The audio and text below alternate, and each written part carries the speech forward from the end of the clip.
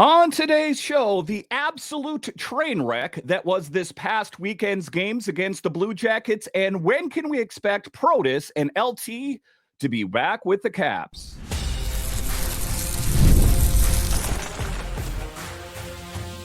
Your Locked On Capitals, your daily podcast on the Washington Capitals. Part of the Locked On Podcast Network, your team every day. Well, hello and welcome into this edition of Locked On Capitals, part of the Locked On Podcast Network, your team every day. My name is Dan Holme. I've covered the Capitals for the last 3 seasons for Locked On and various other outlets before that. I'm also the host of the weekly show called The Capitals Minutecast, available wherever you find your podcasts. And as always, I want to thank you for making this your first listen of the day. So in this edition of Locked On Capitals, we talk about the very latest with Alexei Protas and Logan Thompson. And, you take a look at how the Capitals have played as of late. Could the Capitals have played better with Protas and LT in the mix? Of course. When can we expect to see them back? I'll talk about that a bit later. I'll talk about the unacceptable loss on Saturday to the Blue Jackets. 7-0 is unacceptable. And to the people out there that say, oh, I'm not worried. I mean, they won the Metro. They won the Eastern Conference. You can't live on past accomplishments. If you're not concerned, you should be right here, right now. I'll talk about that. But just to get it going here, talking about yet another loss on Sunday. Not quite as bad if we're really setting the bar that low for this team as the Capitals fall 4-1. Yes, the Great Eight. Alex Ovechkin scores number 896, and that, my friends, is the only highlight of this entire game. And the excuses, before I delve into anything here, need to stop. Hey, the Capitals would have played better Saturday if Ovechkin was in the game. And, they had Hunter Shepard in there. He hasn't played. It's nonsense. They lost again on Sunday, and they're losing to teams that on paper they're markedly better than. If you're not panicked, you better be right now. Tom Brady one time, a famous speech walking up and down the sidelines. That's not good enough. That's not good enough. That's good enough to suck right there. That's what the Capitals have been doing right now, sucking. And how do they turn it around?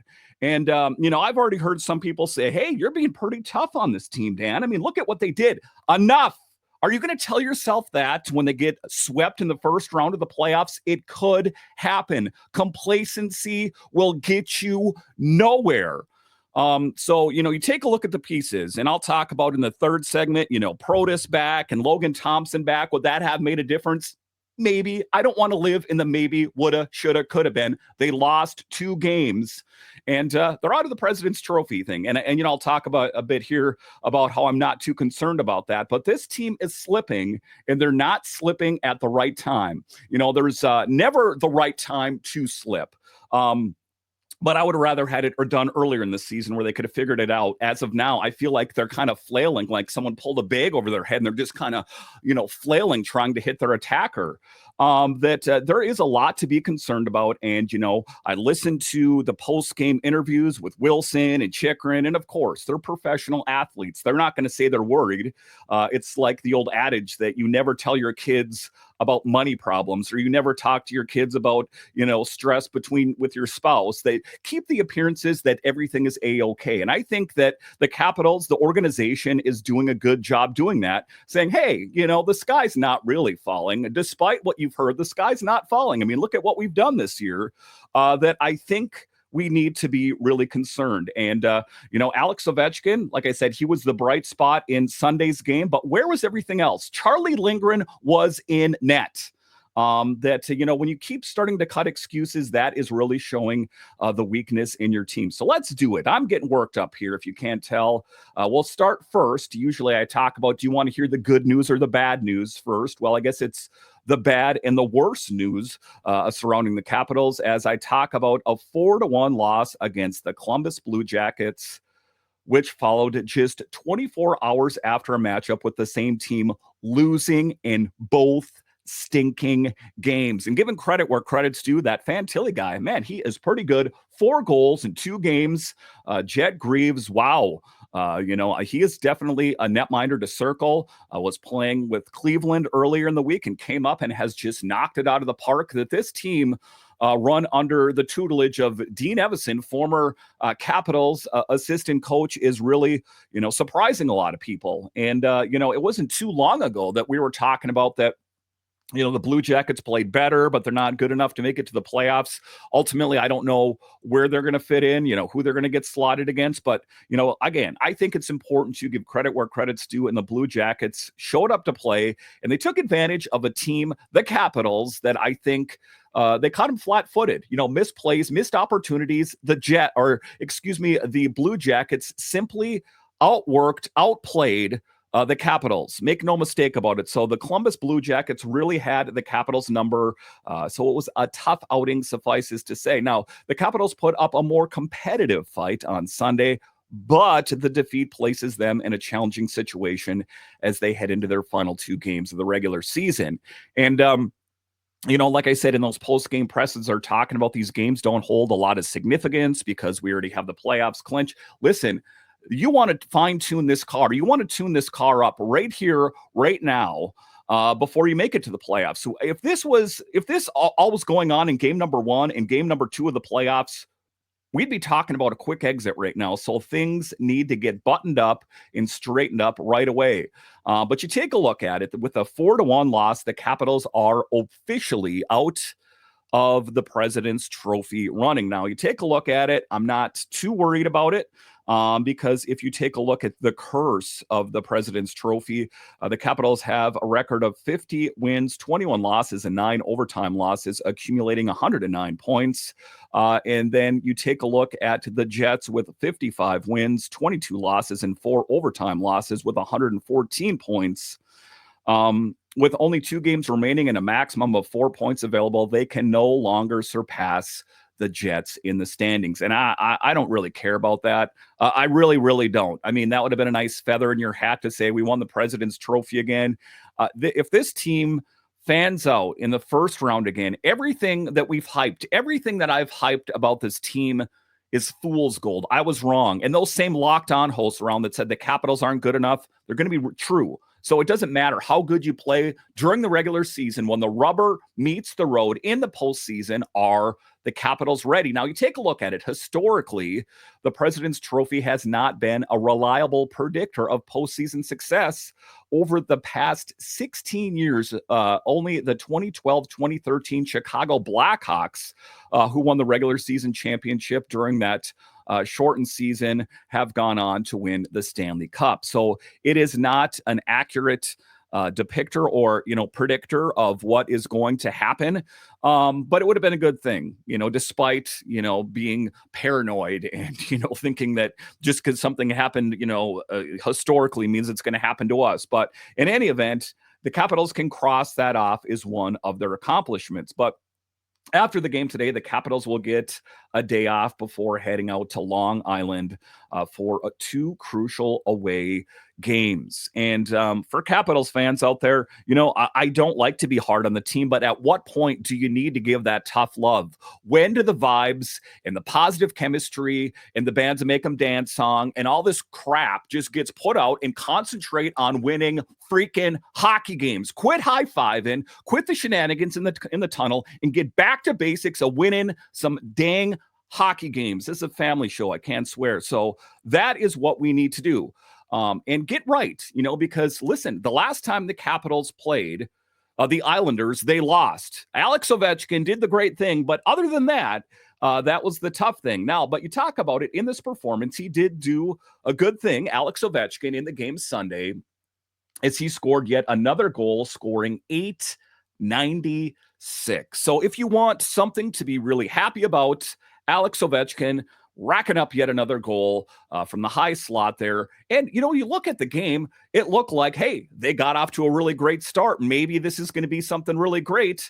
As it turns out, it was fool's gold. And I'll talk about, the game on Saturday in the next segment, but the game on Sunday, it was Charlie Lindgren in net So that excuse if it was Hunter Shepard in there. But to be clear, in both of the games, what I'm going to say is that it was not exclusively the netminder's fault.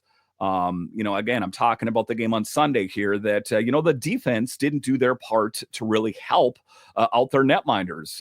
But Alex Ovechkin, he was the bright and shining piece. He finished with 6 shots and 4 hits, showing that he was definitely present and, sorely missed, being that he did not play on Saturday due to being a healthy scratch. But defensive struggles.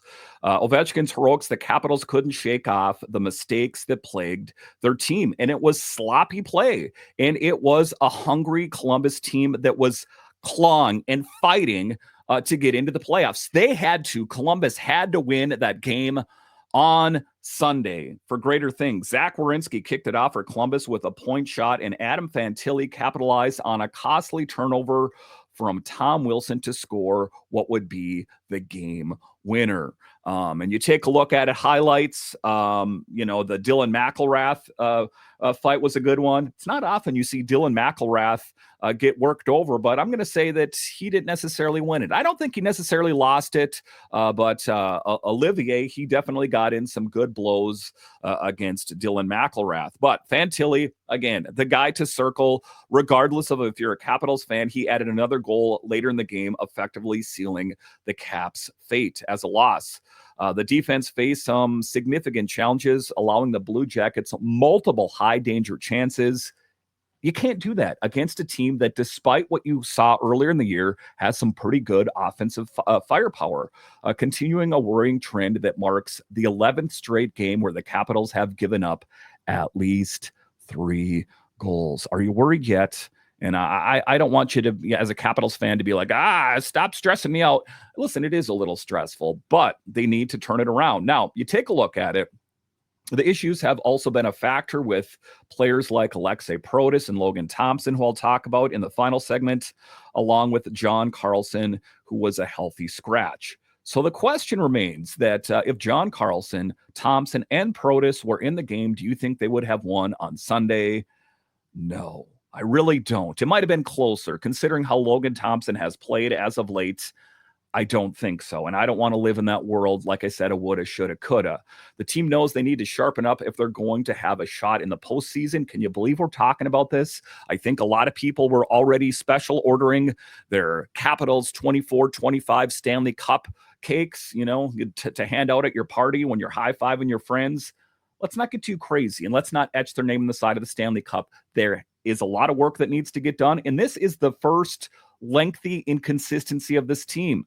So I'm not saying they're out of it, but what I'm saying is if you're not concerned, you're crazy. And offensive opportunities, the Capitals created several opportunities, but struggled to convert. Again, you take a look at the Jets defense, Jet Greaves, Blue Jackets goaltender Jet Greaves made 29 saves on 30 shots, highlighting the need for the Caps to make adjustments and capitalize on the chances. Spencer Carberry, can you hear me somewhere out there? Are you listening in your car? You're listening at home? You need to do what you did earlier and make some line changes. Put them in a blender and see what works, because what's out on the ice right now is not working. And the missed opportunities the Capitals had looking dejected at times. Like, what is going on? We don't lose. A stark reminder that improvements are necessary as the playoffs loom.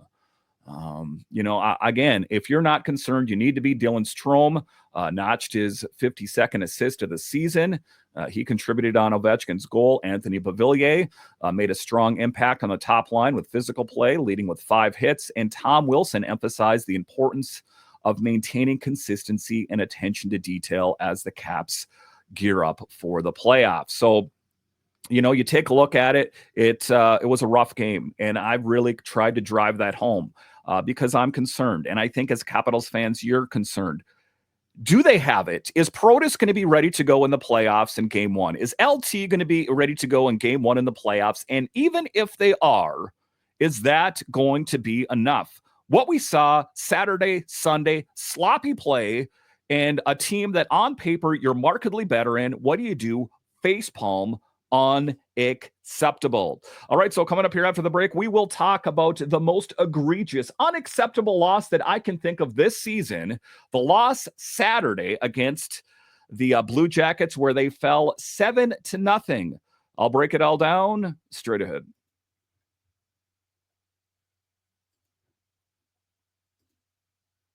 Scaling your business requires the right expertise at the right time. With Upwork, you can find specialized freelancers in marketing, development, design, and more, experts ready to help you take your business to the next level. Upwork gives businesses flexibility by connecting them with top freelance talent across multiple industries, including IT, AI, web development, and marketing. Whether you need extra hands for a project or a long-term partner, Upwork makes hiring simple and affordable. Finding the right talent. If you need help with a marketing campaign, Upwork can connect you with a freelance expert who delivered incredible results. Fast and easy hiring. Posting a job is free and simple, and within a day with multiple qualified candidates to choose from. Instead of hiring full-time, Upwork helps you find affordable top-tier freelancers to scale my business effectively. Visit Upwork.com right now and post your job for free. That's UPWORK.com. Upwork.com to connect with top talent and grow your business today. All right, welcome back into this edition of Locked On Capitals, part of the Locked On Podcast Network, your team every day. You can find me on Twitter. It's at DanCaps218. You can find the show on Twitter. It's at Locked On Caps. So in this next segment here, talking about the unacceptable loss Saturday against the Blue Jackets. And, you take a look at the game, 7-0. You could not score a single goal. That is unacceptable. And, people will say, well, Ovi wasn't in the game. The Capitals won games when Ovechkin was injured. They can win. It's just they have to find a way to turn it around here. So let's dive into the other game, the game on Saturday, where we take a look at a really ugly loss, a 7-0 loss. This game highlighted some glaring issues for the Caps as we head into the final stretch of the season. Now, I've sang the praises of Hunter Shepard. That first goal, he was caught deep in his net and wasn't his greatest game. It was his first NHL game of the regular season. I'm not giving him a pass, but what I'm saying, again, the defense sucked. And also that Hunter Shepard did not play well, technically speaking. At certain points in the game, he made some good saves, but all things considered, he was a part of the ingredients of the loss on Saturday. But from the first drop of the puck, the Capitals lacked the intensity you'd expect. They were down at 2-0. And, I've talked about on the show, oftentimes they find a way to bounce back. Not the case. Right off the bat, Jackets took control, scoring a minute in thanks to Zach Werenski, and didn't take long for Kent Johnson to add another. Like I say, you take a look at Shepard. It was his first game in the NHL during this season. He struggled, allowing 2 goals on the first 2 shots he faced. And, you take a look at it. Was there the thought of pulling him to put in Charlie Lindgren? Perhaps, but with these netminders, they have to fight through these inconsistent plays. He is no stranger to this. He is a guy that's worked his way up from the University of Minnesota Duluth all the way up to where he's at, Capitals, Hershey, that kind of thing, that he's faced adversity. They just needed him to dig deep, and he was unable to do that. The first and second period, Adam Fantilli managed to widen the gap right before the intermission, and things only got worse in the second period as the Blue Jackets scored 3 more. There was no answer by the Capitals to get into this game. And there was a lot of physicality in this game that I'll talk about later. I'm talking Sandin. I'm talking Leonard. Leonard, maybe a bit off more than he could chew, but it speaks volumes about him. But, you take a look, James Van Riemsdyk capped off a miserable afternoon for the Caps with a late goal in the third. This was a game where the Capitals just couldn't find their footing at all. It's one of the games where just burn the tape. Just burn it. There's absolutely nothing to learn from that game on Saturday against the Blue Jackets. that they're going to need to find a way to turn the sloppy play around. It's not one thing like, hey, maybe this player on that line could have helped a little bit. It was sloppy play all things around. Defensively struggled, as was evident by the 7-0 score. There was a noticeable lack of coverage in front of the net. That's what I'm talking about.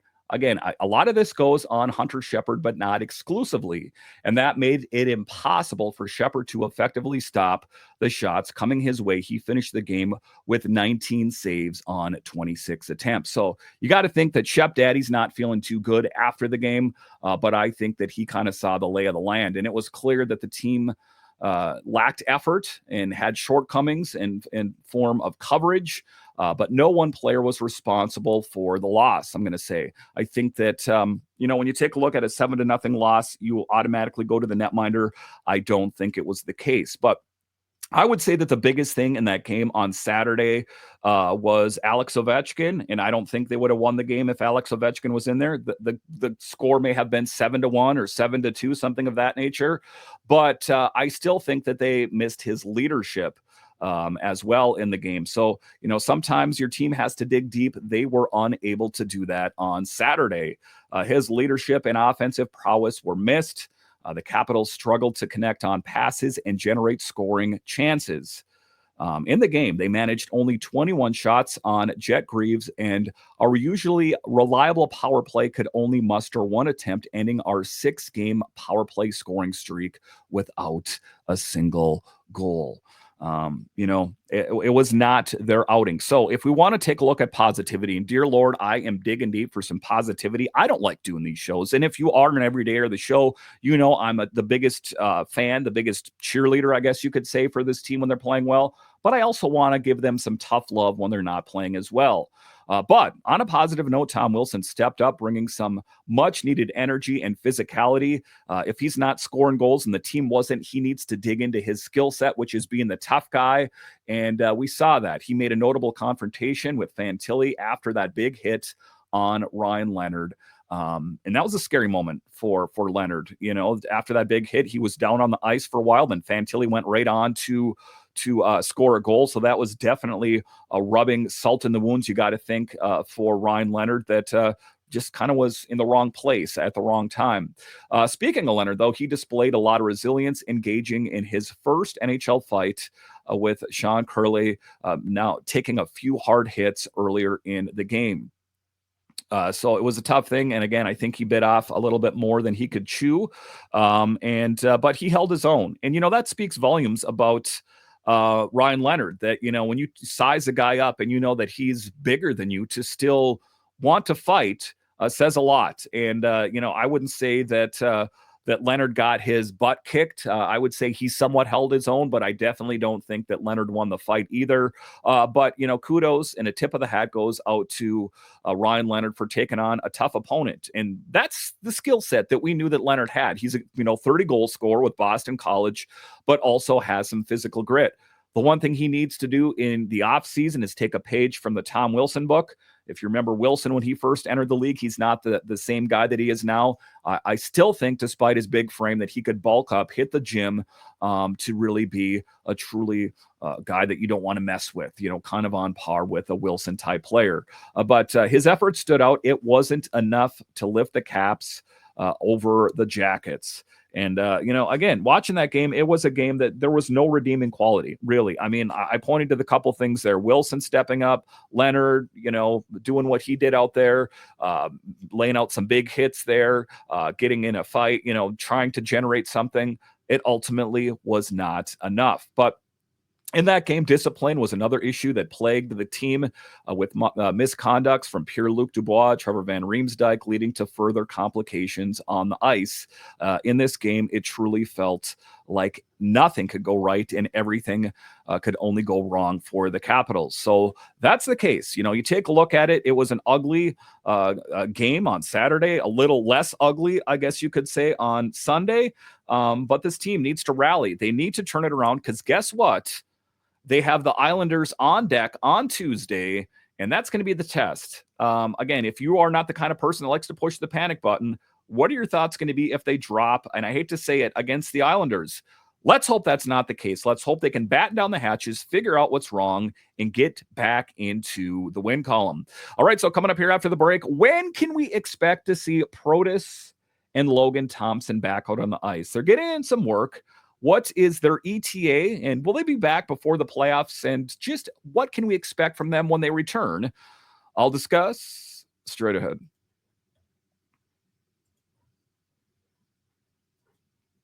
Looking for a snack that's both delicious and nutritious? Crack into a good source of protein with Wonderful Pistachios. Wonderful Pistachios is one of the highest protein nuts. Each 1 ounce serving has 6 grams of protein, giving you over 10% of your daily value. Plus, they're packed with fiber and better for you unsaturated fats to help you keep feeling fuller longer. Now, personally, I love the no shells variety. It's the perfect grab and go snack for busy days. Whether I'm snacking at my desk, on a road trip, or just need a quick protein boost, they're always my go-to snack. And if you love cracking open every shell for that satisfying crunch, the in-shell options are a classic favorite. So get snacking and get cracking with a snack that packs a protein punch. Visit wonderfulpistachios.com to learn more.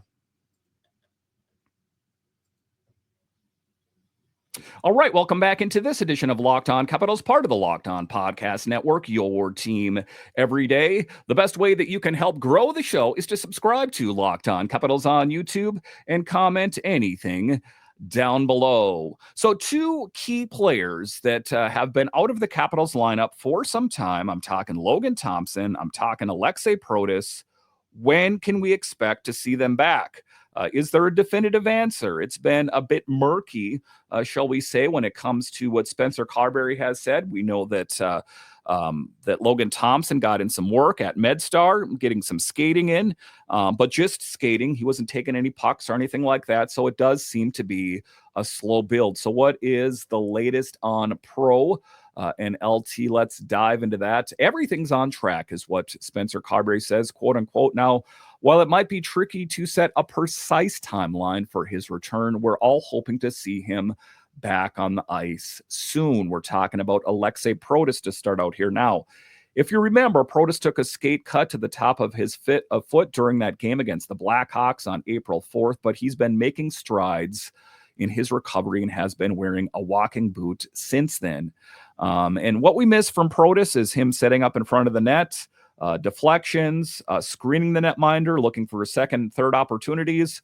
We've missed him. Not only that, his great skating, his great shot, and just his big physical presence. Having him back would be a huge boost for the team. I think we all know that, especially since he's currently ranked 3rd in the team in scoring with 66 points over 76 games. So are the Capitals missing Protas? Absolutely.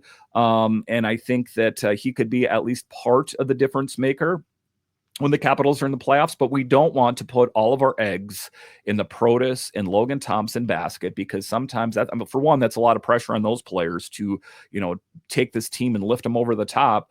But, your team's got to dig deep. And, one of the things I've talked about is this is where the Capitals are at. They chose not to do a lot on the trade deadline. They got Anthony Beauvillier, and that is it. And that's what I talked about, on the show, if you're an everydayer, that now that we're past the trade deadline, this is it. So they can do a call up from Hershey, but come hell or high tide, this is your group. So if Protas isn't good to go right out of the gate, if Logan Thompson is, that could spell, I hate to say it, that could spell a quick end to your playoff hopes. It's one of those things you look back in the rearview mirror going, probably should have done a little bit more, huh? Maybe done this or that. Again, you don't know. Everything at the time around the trade deadline was the vibes, the chemistry, all that nonsense, in my opinion. Not nonsense. You got to get along. But I think maybe I think we put a little bit too much weight into vibes and all that. It's a very Young-esque type thing to say. Just go out there and execute, as far as I'm concerned. But that's where we're at. So we're hoping Protas will be good to go. But if not, it's next man up. And Logan Thompson, like I've talked about, even before he was injured, was inconsistent. He got that huge contract. And then let's just say his production has slipped. We're hoping that he can re-find his former self in the form of what we saw earlier in the season, that he was skating at MedStar independently and, again, wasn't getting in any shots. But We haven't received all the details about that injury, but what we know is that Thompson has been instrumental for the Caps this season with 31 wins, 6 losses, and a save percentage of .910 and a 2.49 goals against average through 43 games. So that's what I know about 2 key players that are missing from this team. Again, they are going to have to dig deep. And the thing of it is they have it intrinsically to do that. This Capitals team found a way to win games, like I said, when Alex Ovechkin was gone. The guy that stirs the drink. As Alex Ovechkin goes, so go the Capitals. All of those things that, missing Protas and missing LT should not totally derail the progress of this team. They've done it all season long. They've got to find a way to do it again. And, it's as I record this, there's no definitive answer on who they're going to face in the first round. It could very well be the Canadiens, but if you take a look at it, it's been rough here for the Capitals. And I think just listening to a lot of the fans, they're trying to stay positive. And I guess at the end of the day, that's what you should do. Sometimes I have a hard time doing that in these kind of situations where you kind of judge trajectory, you kind of stick your finger into the wind and see which way the wind's blowing. That the wind is, and this team is not firing on all cylinders. I think that's an easy thing to say. The thing of it is there a switch? Can Spencer Carberry, reconfigure the forward line combinations or the deep pairings to try to get more out of this team? Because, I know that we said for the longest time, and I talked about this earlier, that these games aren't important. They are important because this is going to be ostensibly the lineup that is going to be on the ice in game 1 of the postseason. If this team, playing teams that on paper aren't nearly as good as, you're talking about the Islanders loss. They're already out of it. They're playing them on Tuesday. If they don't lose, look for that panic button that they need to dig deep and find a way to start winning games that for me still hold importance because it is an indicator of where this team is at. So where we're at, regroup. Let's hope that the Capitals can get in some sort of practice before the game on Tuesday, and hopefully we have a better outcome. That's all I can say at this point. I'm not the head coach of the team. I think that if I put on the head coaching hat, I would try to experiment with some line combos. And I know we're way late in the season for doing that, but something apparently isn't working. There wasn't that drive. There wasn't that killer instinct that we've seen from the Capitals all season long in this past weekend's games against, keep wanting to say the Jets. I think it's because I have the President's Trophy on my mind, against the Blue Jackets. So they need to dig deep and find a way to get it done. And hopefully this team can turn it around before the playoffs.